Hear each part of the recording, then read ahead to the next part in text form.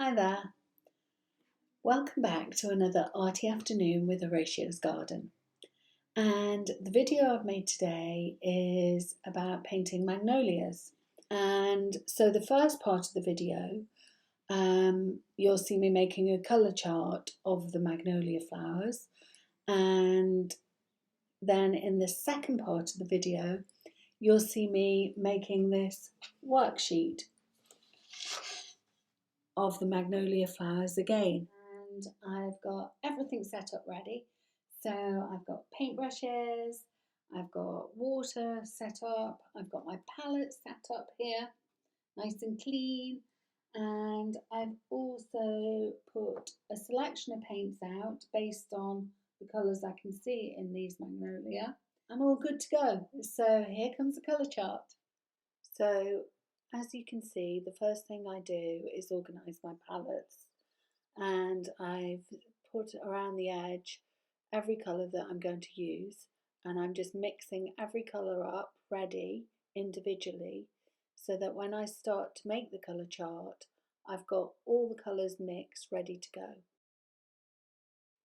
I usually mix between 2 and 3 colours when I'm making a colour chart. And here I am just writing down for my reference what colours I've mixed together. And now I've super zoomed in here, so I hope it's not too blurry, but it's just so you can see how I mix the paint. So here I'm mixing a manganese violet with a Prussian blue. If you can see how I just dip the paintbrush in and let the paint soak into the brush before I'm putting it onto the colour chart.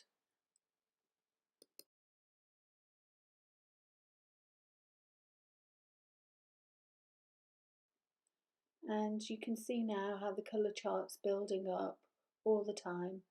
I'm working from direct observation from the magnolia in front of me until the colour chart is completed. And there it is with the magnolia. Here it is, the completed colour chart from the magnolia flowers. And as you can see, I added a small petal down at the bottom, and you should be able to glance round this colour chart and see some of the colours that I've used to make this petal. And now in the second part of the video, you're going to see me making this worksheet, and I'll be referencing all the colours within this chart, and all the colours are already mixed up on my palettes, ready to go to start this worksheet. So enjoy watching the second part of the video. So I'm just going to talk you through the process as I go along, and you can see that I'm using colour to describe the form of the magnolia. So you can see here that I'm just flooding 2 colours together, and I often just, if it's too wet, I just dab it with a bit of kitchen roll, and it stops everything merging together. So I'm putting a bit of yellow in and taking the shape of the petal up, and as you can see, I'm drawing again with the paintbrush and using the paintbrush. I think this is just water that I put at the top, and I'm blending it in,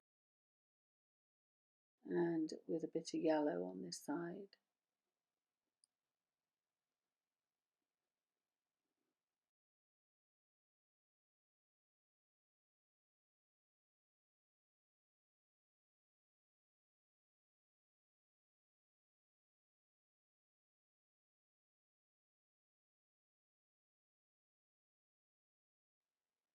And then I'm just adding a bit more colour, a bit more depth to the shape of the flower. And then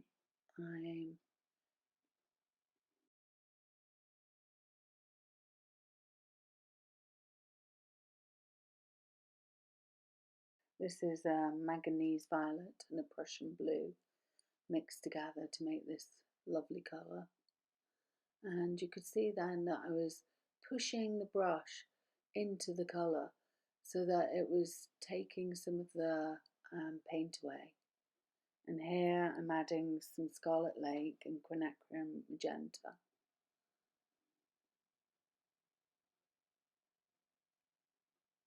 And studying the form of the flower all the time.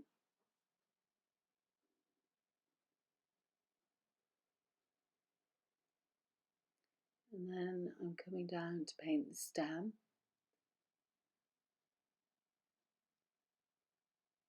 And this is cinnabar green and cadmium lemon.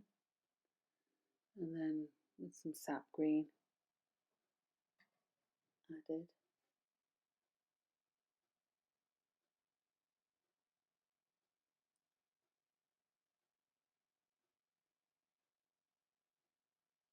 And again, you can see, just as I painted the beetroot, that I'm drawing with the tip of the paintbrush and then using the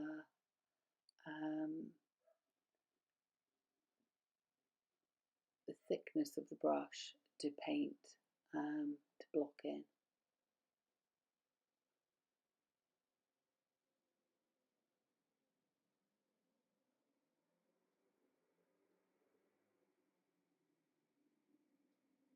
And here comes the start of another petal, and again just choosing the colours that I can see, so the colour always describes the form. And again, it's wet on wet, so you get these lovely blends of colours that just merge into each other. Leave a nice delicate airy feel in the painting,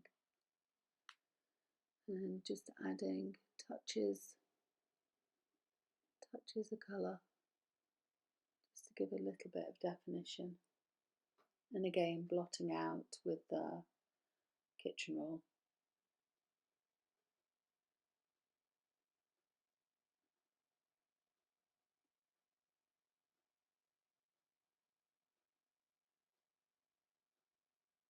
Drying my brush off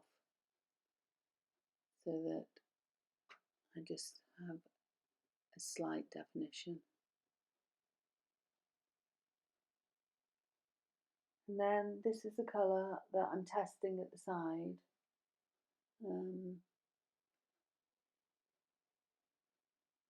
It's a cerulean and cobalt mixed together.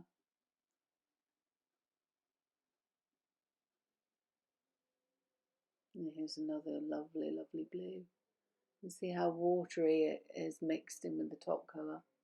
You get this lovely effect. And there you have my worksheets. So zoom in and see different areas. So to finish this video, I brought you to my dining room, and I brought you here to show you the relevance of the worksheet that you've just seen me paint. So the reason that I do these worksheets is because I test out ideas for larger pieces. So this one behind me is a circle of magnolia, and it's quite a large watercolour. It's 80 by 80 centimetres in size, and I think the biggest watercolour that I've done is 100 centimetres by 100 centimetres. And like I showed you in the first video I made, that I would mask out all the flowers, and I paint the background and then I paint the flowers. The background is a mix of 3 colours, so it's alizarin crimson, Prussian blue and burnt umber, and it's created an aubergine kind of colour. And in this worksheet I've been testing out different blues and different blue mixes, because the next painting that I'm going to do is a painting of magnolia with a blue background. So that's what I do. I test out on these worksheets, and I also test out in and plan in my sketchbook. So that it's quite a good idea to keep a sketchbook, even if you keep it like a scrapbook, and just put in just things that you've seen in magazines or whatever that inspire you. So that's the end of my video.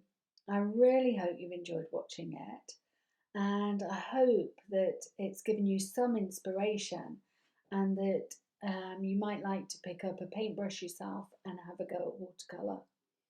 So I hope you all have a great day today, and goodbye for now. Bye.